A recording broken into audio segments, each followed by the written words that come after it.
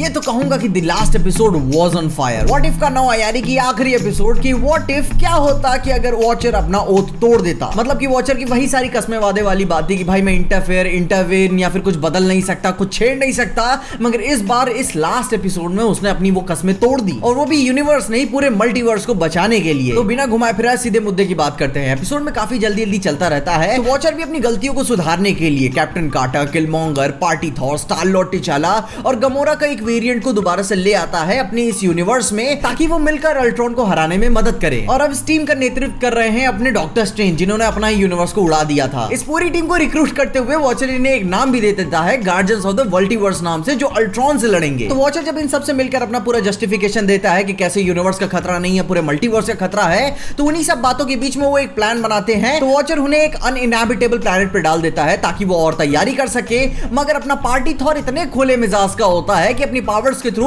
वो अल्ट्रॉन का attention draw कर ही लेता है कि हम सब यहाँ पे हैं। और अब क्या भाई, जब अल्ट्रॉन आ गया है तो इन्हें एक साथ मारने की कोशिश तो करेगा ही। अल्ट्रॉन इन्हें पहले हल्के में ले रहा था कि भाई इन्हें मारना बहुत ही आसान होगा, मगर भाई डॉक्टर स्ट्रेंज अपना बेसिक प्रोटेक्शन स्पेल वाला खेला खेल चुके होते हैं और सब जिंदा होते हैं। तो भाई अब एक्चुअल लड़ाई होना चालू हो गई है। उन्हीं सारी बम्पर मारामारी के बीच में अपने स्टार लॉर्ड यानी टिचाला अल्ट्रॉन से उसका सोल स्टोन ले लेते हैं और वहां से गायब हो जाते हैं कुछ ही क्षण के लिए। और उन्हीं सारी मारामारी के बीच में डॉक्टर स्ट्रेंज और वॉचर के प्लान के अनुसार वो अल्ट्रॉन के ऊपर उसका ध्यान भटकाने के लिए पूरी ज़ॉम्बीज़ की सेना गिरा देते हैं ज़ॉम्बी वाले यूनिवर्स से। लेकिन फिर भी यार ये अल्ट्रॉन है, वो भी इन्फिनिटी स्टोन्स के साथ, भाई जो सोच के बस पूरी गैलेक्सीज को खत्म कर सकता है, ज़ॉम्बीज़ उसे क्या उखाड़ लेंगे। लेकिन वहां पे होती है वांडा भी ज़ॉम्बी वाली, लेकिन एक्चुअली में वो उसको ओवरपावर कर ही रही होती है। लेकिन भाई वांडा अपने विजन को देखकर थोड़ी सी नरम पड़ जाती है कि भाई ये मेरा विजन है, और उसी नरमा नरमी में अल्ट्रॉन खेल जाता है अपनी गर्मी। और फिर क्या, अल्ट्रॉन ने उन्हें सबको मार दिया। और उसके बाद जो अपने गार्डियंस ऑफ द मल्टीवर्स की टीम थी वो आ जाते हैं अपने अल्ट्रॉन के होम यूनिवर्स में, जहां पे पूरी टीम ये अटेम्प्ट करती रहती है कि जो उन्होंने सोल स्टोन चुराया था अल्ट्रॉन से,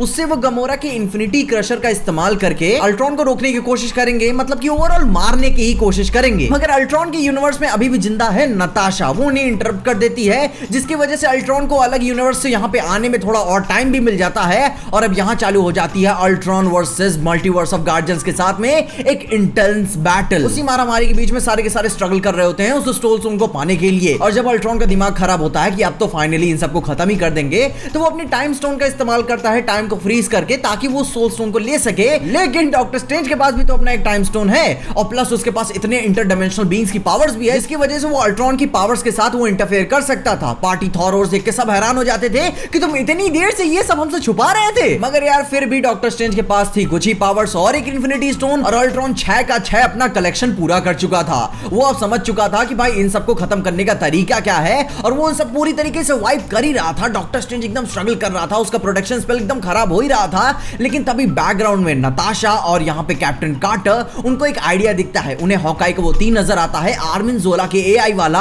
और वो उन्हें मिलकर अल्ट्रॉन की आंख में मारी देती हैं, जिससे आर्मिन जोला का एआई उसके अंदर अपलोड हो जाता है और आर्मिन जोला उसको अंदर से ही आराम से डिस्ट्रॉय कर देता है। मगर हम सब जानते हैं ना कि भाई जोला भी तो कोई अच्छा नहीं है, उसका भी तो भाई ग्रेटर हाइड्रा का एक प्लान था जो कि भाई अल्ट्रॉन ने खत्म कर दिया था, तो वो उसे फिर से रीइनिशिएट करेगा। और जब उसी के पूरे दौरान में जब वो अल्ट्रॉन विजन की बॉडी को पूरी तरीके से रीबूट कर रहा होता है, तो उसी के बीच में किलमॉन्गर कर देता है फिर से धोखा। वो नहीं सारी इन्फिनिटी स्टोन्स की पावर्स को समझ जाता है कि भाई इनसे वो क्या कुछ नहीं कर सकता, क्या वो अपना सपना कंप्लीट नहीं कर सकता, और वो उन सारी पावर्स को अपने तक ही लिमिट करके रखना चाहता है। टीम के मेंबर्स को बहलाने फुसलाने की कोशिश भी करता है कि तुम सब अपना वो अधूरा सपना पूरा कर सकते हो। मगर यहाँ इस बार अब कोई लफड़े में नहीं फंसना चाहता। पीछे से जोला भी अब अल्ट्रॉन की बॉडी में अपना अपना रीबूट हो चुका है और कहता है कि तुम्हारे पास कोई चीज है जो मेरे से बिलोंग करती है। वो अल्ट्रॉन की पावर से उनसानी इन्फिनिटी स्टोन को किलमॉन्गर की बॉडी से निकाल ही रहा होता है, और किलमॉन्गर भी अपनी कोशिश कर रहा होता है, क्योंकि उसके पास भी अपना अल्ट्रॉन का एक क्षण भर का एक पोर्शन होता है एआई का, जिसे वो एक हद तक कंट्रोल कर सक रहा था। दोनों के बीच में यानी कि जोला और किलमॉन्गर के बीच में काफी ही पावर्स वाली जद्दोजहद होती है कि भाई इन्फिनिटी स्टोन्स हमें चाहिए।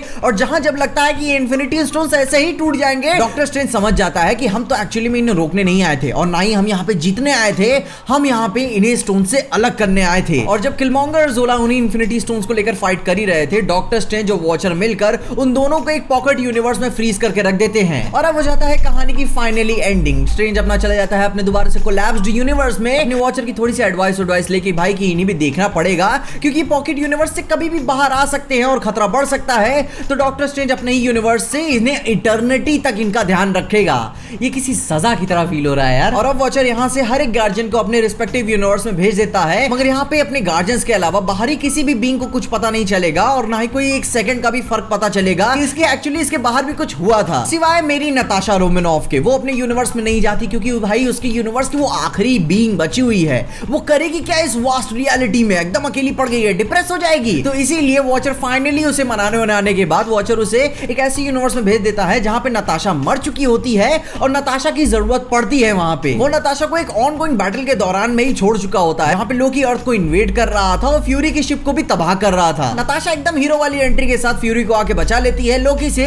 फ्यूरी तुरंत ही समझ जाता है कि तुम मेरी नताशा तो नहीं हो, मगर यार तुम उसकी स्पिरिट जरूर रखती हो। और अब क्या, इन्हीं सारी सब बातों के साथ हो जाती है एक हैप्पी एंडिंग और सीरीज हो जाती है यहीं पे खत्म। मगर अभी भी इसका एक मिड क्रेडिट सीन बचा हुआ है, कुछ ज्यादा खास तो नहीं था। मतलब कि जब अपनी कैप्टन कार्टर वापस अपने यूनिवर्स में आती है, वो नताशा को गले उले मिलती है कि भाई कि मुझे लगा कि मैंने तुम्हें खो दिया है। नताशा भी हैरान हो जाती है कि तेरे सर पे चोट उठ लगी है क्या, कैसे बिहेव कर रही है। मगर इस यूनिवर्स में भी नताशा के पास अपने कैप्टन कार्टर के लिए एक सरप्राइजिंगली चीज है। वो उसे दिखाती है कि यहाँ पे हम शिप को इन्वेड करने किस लिए आए हैं, जहाँ पे हमें कैप्टन कार्टर वाला ओरिजिनल स्टीव का हाइड्रा स्टोन पर नजर आता है और वो उसे ये भी कहती है कि सूट के अंदर भी कोई है। इसका बात और मतलब गुरु सिंपल ही सा है, वहां पे होगा अपना स्टीव रॉजर्स। और ठीक जैसा अपने विंटर सोल्जर वाली कहानी में हुआ था कि भाई स्टीव का दोस्त बकी विंटर सोल्जर बन गया होता है, तो यहाँ पे भाई नताशा का बॉयफ्रेंड, मुंह बोला बॉयफ्रेंड नहीं बॉयफ्रेंड ही बोल लेते हैं, वो यहाँ पे विंटर सोल्जर बन गया होगा क्योंकि भाई ये कहानी भी विंटर सोल्जर के एरा के दौरान में ही टेक प्लेस कर रही है। और इसीलिए मैं बोल रहा था कि ये कुछ ज्यादा खास तो नहीं है, बस एक मिड क्रेडिट सीन के नाम पर बस डाल ही दिया गया था। इसके अलावा जहां बात रही इस पूरे एपिसोड की, तो भाई मैं इसे बहुत अच्छा तो नहीं बोलूंगा मगर बहुत खराब भी नहीं था।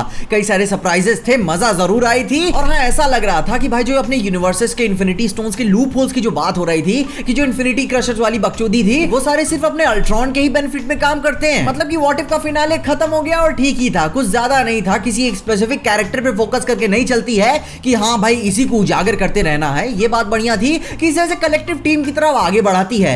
किलमॉन्गर का थोड़ा सा मेरे को अजीब फील हुआ कि भाई उसकी नीयत तो काफी सही थी मगर एक्चुअल में वो इतना कमीना कैसे हो गया, जिससे इस कैरेक्टर के फ्यूचर जजमेंट पे काफी असर पड़ता है कि भाई कुछ भी कर लो, अगर ये जिंदा बचा होता तो कमीनों वाली हरकतें करता ही, भले ही हमें इसे कितना भी ह्यूमनाइज क्यों ना कर ले। अपने डॉक्टर स्ट्रेंज की एंडिंग थोड़ी सी भाई दुखद फील हुई क्योंकि भाई वो अपनी गलती को समझ चुका था। वो जानता था कि भाई मेरे प्यार के चक्कर में इन्हें सब बकचोदी कर दी, मगर फिर भी यार वो इटर्निटी के लिए आइसोलेट होने जा रहा है। खैर इन सब बातों के बाद ये एपिसोड सही था, कुछ ज्यादा बड़े एक्सपेक्टेशंस तो मत रख के चलना क्योंकि भाई एज अ हैप्पी एंडिंग मान ही सकते हो। हाँ, हैप्पी एंडिंग ही होती है और कुछ नहीं। इसके अलावा तुम्हारे क्या ओपिनियंस थे? क्या तुम्हें ये एपिसोड पसंद आया, क्या नहीं पसंद आया, और तुम्हारे पूरे कलेक्टिव व्हाट इफ की सीरीज को लेकर ओपिनियंस क्या है? मैं ये बात जानता हूं कि कई सारे लोगों को पसंद नहीं आया होगा और उसके ऊपर आपको एक डेडिकेटेड वीडियो भी जरूर मिलेगी, मगर उससे पहले आप अपने ओपिनियंस मुझे जरूर बताइएगा कि आपको कैसा लगा। इसके बारे में मुझे अपने ओपिनियंस मुझे कमेंट्स जरूर बताइएगा। इसके अलावा अगर आपको फिल्म देख के कहीं भी अच्छा लगा, खुशी या मजा आया तो लाइक मार दो इस वीडियो को। इस चैनल पे कहीं से भी नए आ गए हो तो सब्सक्राइब तो मार देना है चैनल को, और अगर आपको वीडियो को ज्यादा ही पसंद आ गई तो अपने दोस्तों शेयर कर देना।